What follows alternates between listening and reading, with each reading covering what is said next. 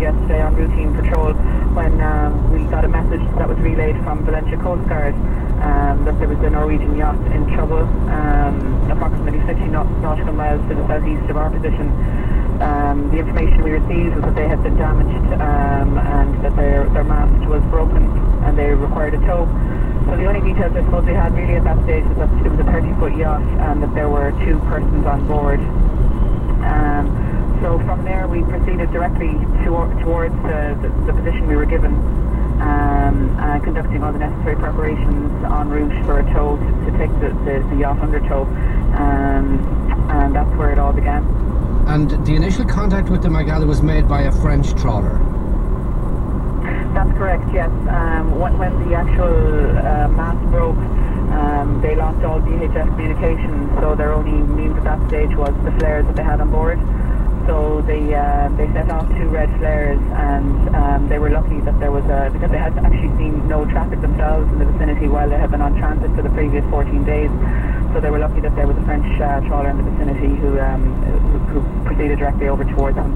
And how long had they been in trouble before they were spotted, or before their flares were spotted by the French trawler? They would have been experiencing difficulty, I believe, maybe a day or so before they the mast broke itself. They had a couple of various problems. The forestay had broken and the bowsprit had broken on the boat before the mast actually came down itself. And the big difficulty, I suppose, for them was that the mast actually went into the water and was banging against the hull, so they were afraid of, at that stage then, that it would hold the hull. So he had the onerous task then of having to cut the 4 stays on the mast in order to make sure that the hull wasn't damaged and causing them further difficulty. And that was Lieutenant Commander Eric Downing there speaking to me from on board the LEIFA Sport. Now, Robbie Irwin. Thanks very much indeed, Sean. A couple of big soccer stories breaking in the last 20 minutes. Wigan boss Roberto Martinez has said he'll make a decision on his future within the next 24 hours. He's been linked with a number of top jobs, including the vacant manager's position at Everton. Manuel Pellegrini has confirmed he will leave Malaga at the end of the season. He's been heavily tipped to fill the vacancy left by Roberto Mancini at Manchester City this summer. Meanwhile, UEFA have confirmed that Malaga have had the second year of their European ban lifted after fulfilling the conditions imposed on them due to unpaid bills. Malaga reached the quarterfinals of the Champions League this season but were fined €300,000 and banned for 2 years from European competitions. 5 other clubs have also had their sanctions reduced.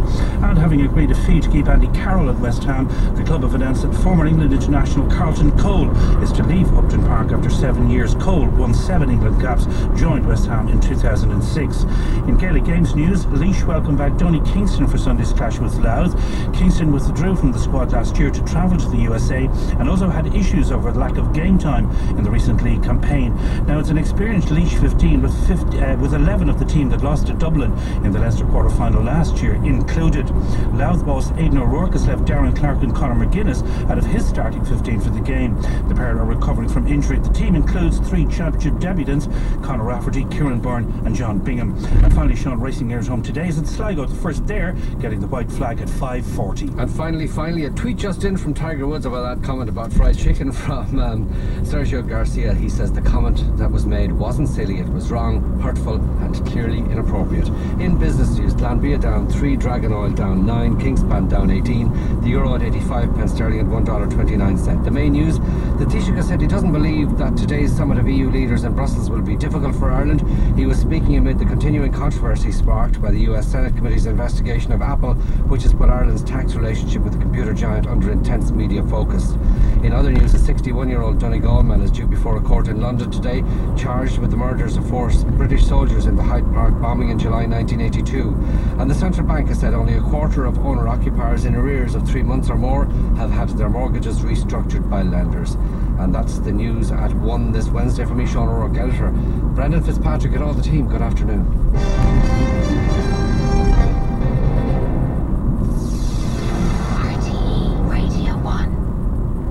Enjoy beautiful paintings by Leo Whelan, Paul Henry, Frank McKelvey, Gerard Dillon, Tony O'Malley and other famous artists at White's Irish Art Auction at the RDS this Saturday 25th to Monday 27th of May and at whites.ie. It's a great time to collect at White's, where Irish art is truly valued.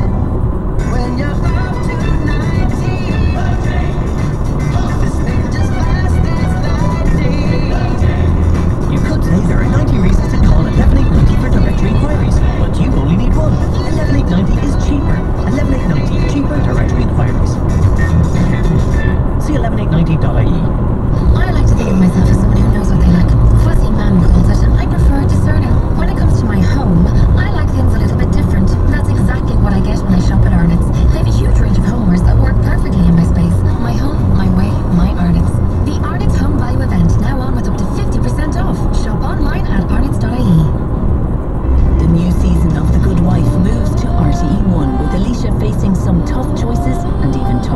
accusations. Why do you stay with your husband? I committed to a marriage. I don't like breaking commitment. I have deliberately avoided talking about it.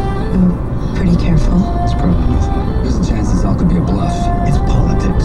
So are you campaigning with your husband? Yes. And you agree with him politically? Enough. Taking it all in her stride, The Good Wife moves to RTE1 television Thursdays at 10:15. RTE Radio 1. 1850 715 815.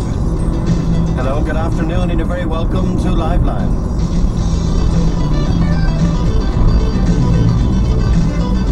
Our 51551 is our text number. Mary Louise Gorman, good afternoon. Hi, Joe. How are you? I'm fine, thank you. You contacted us and you raised it at the inquest, your husband's inquest. You actually were worried about the reporting of the inquest. Why were you concerned about it then? Because I had heard from various sources and seen it myself that they do report on inquests in the local papers. And I couldn't understand why they would do that. And I was hoping, I didn't see reported on the day of the inquest, and I was hoping against hope that they wouldn't report on my husband's death. And until last night. Why were you hoping that they wouldn't report? Because, Joe, who benefits out of the information from an inquest? Anybody who is at an inquest is, as the coroner said, a very innocent victim. They shouldn't even be at an inquest because it's through tragic circumstances in the first place. Why then does that information have to be published in a local newspaper where there's families involved? I have a 17-year-old daughter. Who benefits out of reading the information? And also the information that they did give about Michael's death and what he took. That's now available to other people to see what they can actually go and get in order to take their own lives. And did you deliberately go out and buy the Gory Guardian today to see was the death reported? I was advised by one of my friends because she knew I was worried about it, and I went and got it last night. And in fact, there's a full page in this week's Gory Guardian about the coroner's court in New Ross last week. There's 6 deaths covered. 4 of them are death by suicide. 1 is your husband, Michael. Now, what in the report? I know you've made your point about about the whole issue of whether it should be reported or not. But what, without naming any of the drugs involved, what in the report upset you? The whole page upset me, Joe. Why do people need to read information about how people died? And as you say, a number of them were by suicide. Suicide is a huge thing in Ireland. Why does it have to be published? Why not do more on statistics and what's been done to help the people before they commit suicide? Why publish on the information that who's benefiting out of this, and who is deciding to put this type of information in the public domain, and who benefits? Because certainly the families don't, and they've been through enough. And in the report itself? Well, there's my name, where Michael lives. I have people now moving into his house, and they're aware of what happened in the house, but they may not have told their friends. Do you know, a lot of people are affected by this. My family weren't aware of what he actually took. I didn't need to tell them. And are you surprised that detail was actually published in the paper, the name of the product, which I'm told you can get on the internet. We won't name the product, obviously. That detail was in it. Yes, very much so. I had never heard of this. And